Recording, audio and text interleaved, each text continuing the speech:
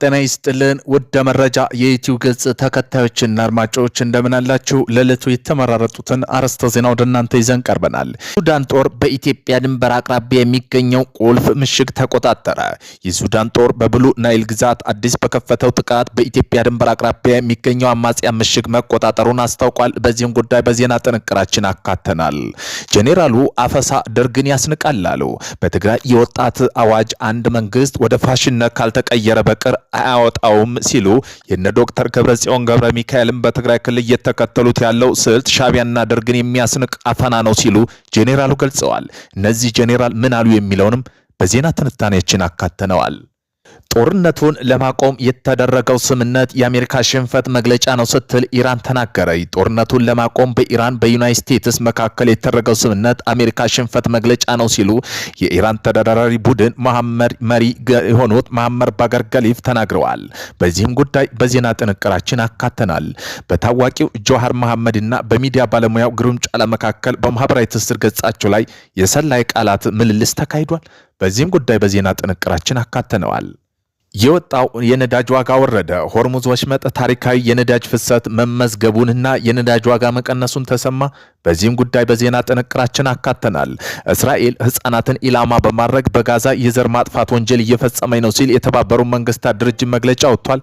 በዜና ጥንቅራችን ትሰሙታላችሁ። እነዚህን የመሳሰሉ አርዕስተ ዜና ወደ እናንተ ይዘን ቀርበናል። ቤተሰብ ለመሆን ላይክ፣ ሼር፣ ሰብስክራይብ ማድረግውን እንዳይረሱ። ወደ መጀመሪያ የዜና ጥንቅራችን እናልፋለን። ዛሬው የመቀሌ ጉዞ ተሰረዘ። የአሜሪካው አምባሳደር ኤርቫን ማሲንጋ በትግራይ ያለው ውጥረት ለማርገብ ዛሬ አርብ ቀጠሮ ይዘው ነበር። ሰኔ 19 2018 ሊያደርጉት የነበረው ጉዞ ሳይሳካ ቀርቷል።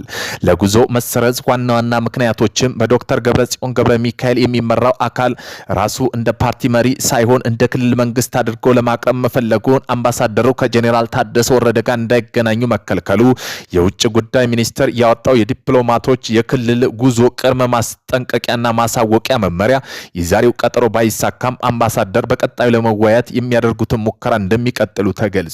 ሱዳን ጦር በኢትዮጵያ ድንበር የሚገኘው ቁልፍ ምሽግ ተቆጣጠረ። የሱዳን እርስ በርስ ጦርነት በተለያዩ ግንባሮች የተጠናከረ ባለበት በአሁኑ ወቅት የሱዳን ሰራዊት በብሉ ናይል ክልል መጠነ ሰፊ ወታደራዊ ጥቃት በመክፈት በኢትዮጵያ ድንበር አቅራቢያ የሚገኘው ቁልፍ የአማጽያ ምሽግ መቆጣጠሩን ገልጿል።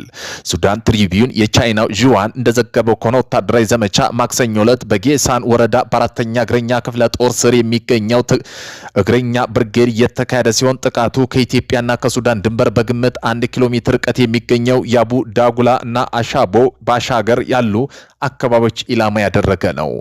የትግራይ ከፍተኛ ጄኔራል አፈሳው ደርግን ያስንቃል ሲሉ ተናገሩ።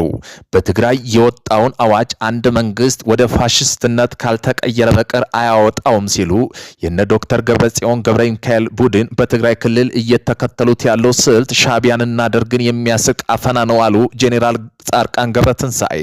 አንዲት ላም የወለደችው ጥጃዋ ድንገት ሲሞትባት፣ ነገር ግን ወተት ማለብ ስትፈልግ የሟቿን ጥጃ ቆዳ ገልበህ ሞልተህ ለእናቲቱ ታሳያለህ። ይህ የምታደርገው ላሟ ወተት እንድትሰጥህ ነው አሉ።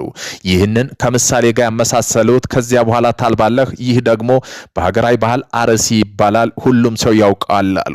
በትግራይ ግን እየሆነ ያለው ተመሳሳይ ነው ብለውታል። ከዚህም አያይዘው ሲተነትኑት የፖለቲካና ወታደራዊ መሪዎች በወታደራዊ መሪዎች ጫና የቀድሞ ህወሓት ለህዝቡ ያሳዩትና ህዝቡን ይበዘብዙታል፣ ትግራይም ያልቧታል፣ አልቧትም ስንት ወንጀል ይፈጽማሉ፣ በወንጀላቸው መቀጠልና መጠየቅም ይፈራሉ አሉ። በዚህም ከጋዜጠኛው በቀረበላቸው ጥያቄ ይህንን በማድረግ በስልጣን መቀጠል ይችላሉ ወይ እነዚህ የህወሓት መሪዎች ሲሏቸው ደርግ እንዳልቀጠለ ሁሉ እነዚህም አይቀጥሉም ሲሉ ጄኔራል ጻድቃን ገብረትንሳኤ ገልጸዋል። ይህን ያደረጉት ከቲፒኤስ የሰጡት ቃለ መጠይቅ የተወሰደ ነው። ቱን ለማስቆም የተደረገው ስምምነት የአሜሪካ ሽንፈት መገለጫ ነው ስትል ኢራን ተናገረች። ጦርነቱ ለማቆም በኢራንና በአሜሪካ መካከል የተደረገው ስምምነት የአሜሪካ ሽንፈት መግለጫ ነው ሲሉ የኢራን ተደራዳሪ ቡድን መሪ መሐመድ ባገር ጋሊፍ ተናግረዋል። ጋሊፍ በአዘርባይጃን በኢራን ቴሌቪዥን ስርጭት ላይ የተላለፈው መልእክታቸው እንደተናገሩት ኢስላማባድ የስምምነቱ የግፊትና የማስገደድ ውጤት ሳይሆን የጀግናው የኢራን ህዝብ ተቃውሞና ስልጣን ውጤት ነው ብለዋል። በዚህም የኢስላማባድ የመግባቢያ ስምምነት የአሜሪካ ሽንፈት ማወጅ ሆኗል ሲሉ ተደምጠዋል። ከፍተኛ ተደራዳሪ ሆኖት የሆኑት መሐመድ ባጋር ጋሊፍ የመካከለኛው ምስራቅ የጸጥታ መዋቅር የክልሉን ሀገራት ብቻ መወሰን አለባቸው ብለዋል። የውጭ ወታደራዊ ኃይሎች በአካባቢው በወጣው እንደ ስልታዊ ኢላማ እንቆጥረዋለን። የቀጠናው የወደፊቱ ጣፋንታ በግጭት ሳይሆን በመስተጋብር እንዲወሰን መካከለኛው ምስራቅ ሀገራት የሚገኙ ከክልል ውጭ ያሉ ወታደራዊ ኃይሎች አለመግባባት መንስኤ ናቸው ሲሉ አክለዋል። ጋሊፍ ወደ ባኩር አዘርባይጃን ባደረጉ ጉዞ እንደተናገሩት ኢራን መካከለኛው ምስራቅ ከሚገኙ ሀገራት ጋር በውስጣዊ ጉዳዮች ላይ ጣልቃ ባለመግባት ሉዓላዊ በማክበር ላይ ለመተባበር ዝግጁ መሆኗን ተናግረዋል። እስራኤል ደቡብ ሊባኖስ ላይ የምታደርገውን ጥቃትና ወረራ ማቆም አለባት ማለት የኢራን አቋም ደግመዋል። በታዋቂው ጀዋር መሐመድና በሚዲያ ባለሙያ ግሩም ጫላ መካከል በማህበራዊ ትስስር ገጽ ላይ የሰላይ ቃላቶችን ምልልስ ተካሂደዋል። ይህ ውጥረት የጀመረው ግሩም ጫላ በፌስቡክ ገጹ ላይ የአዲስ አበባ ከተማ አስተዳደር ከተማዋን ለማድመቅ ያደረገውን ጥረት አድንቆ ሆኖም በህንፃዎች ላይ የተከተሉት መብቶች እየጠፉ ከተማው ወደ ጨለማ እየተመለሰ መሆኑን በመተቸት ባወጣው ጽሁፍ ነው። ግሩም በጽሁፍ ላይ ይህ ጊዜያዊ ሳይሆን ቋሚ እንዲሆን ክትትል ሊደረግበት እንደሚገባ አሳስቦ ነበር። ይህን የፌስቡክ ጽሁፍ ተከትሎ ጀዋር መሐመድ በኤክስ ገጹ ላይ የግሩም ጽሁፍ በማያያዝ ብልጭልጭ እየጨለመ ነው ይለናል ሞዴል ባለ ጊዜ የሚል ፌዝ ያለው አስተያየት አስፍረዋል። ይህ የጀዋር አስተያየት ግሩም ማስቆጣቱ አልቀረም። በግልጽ የጽሁፍ መልእክት ላይ ግሩም ለጀዋር አንተ በመላው ኦሮሞ ህዝብ ወረደት ነህ፣ ሁሉም መንፈስ የተሸጥክ ነህ በሚል ከባድ ስድብ እንደላከበትና ጀዋር ያጋራው የስክሪንሾት ማስረጃ ያሳያል። ይህ የግሩም መልእክት ጀዋር መሐመድ በይፋ ኤክስ ገጹ ላይ ጠንከር ያለ ምላሽ ሰጥቷል። ጀዋር በመግለጫው ግሩም ጫላ የኦሮሞ አርሶ አደር የሚያፈናቅል መሬታቸው የሚሰርቅ እያገኙትን ገንዘብ በቅንጦት መኪና ላይ የሚያባክኑ በዚህ የሚመጻደቁ እንዳንተ ያሉ ሌቦች ማጋለጥ የተሸጥክ የሚያስብለኝ ከሆነ ያንን ስሜን በክብር እለብሰዋለሁ ሲሉ አስታውቀዋል።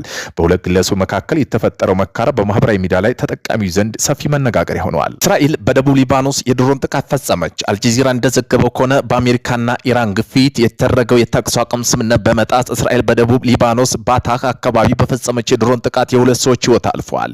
ጥቃቱ የተፈጸመው ግጭት ለማቆም በዋሽንግተን የሰላም ሂደት እየተካሄደ ባለበት ወቅት ነው።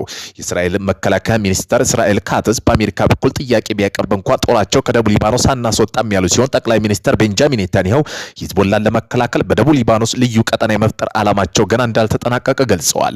በአንጻሩ የሊባኖስ ፕሬዝዳንት ጆሴፍ አውን የእስራኤል ጦር ሲወጣ የሊባኖስ መደበኛ ጦር በደቡብ እንደሚያሰፍሩ አስታውቀዋል። እስራኤል ህፃናትን ኢላማ በማድረግ በጋዛ የዘር ማጥፋት ወንጀል እየፈጸመ ነው ሲል የተባበሩት መንግስታት ድርጅት የመርማሪ ኮሚሽን ባወጣው አዲስ ሪፖርት የእስራኤል ጦር በጋዛ ሰርጥ ሆን ብሎ የፍልስጤም ህፃናትን ኢላማ ማድረጉን አስታወቀ። ይህ ድርጊት በጋዛ የዘር ማጥፋት፣ ሰብአዊ ላይ የሚፈጸሙ ወንጀሎችና የጦር ወንጀሉ የሚያስከትል መሆኑን ኮሚሽኑ ገልጸዋል። በሪፖርቱ ከተጠቀሱት ዋና ዋና ነገሮች በጋዛ እየተካሄደ ባለው ጦርነት ከተገደሉት ጠቅላላ ሰዎች መካከል 30% ያሉ ህፃን መሆናቸው የአጣሪ ኮሚሽን መረጃ ያሳያል።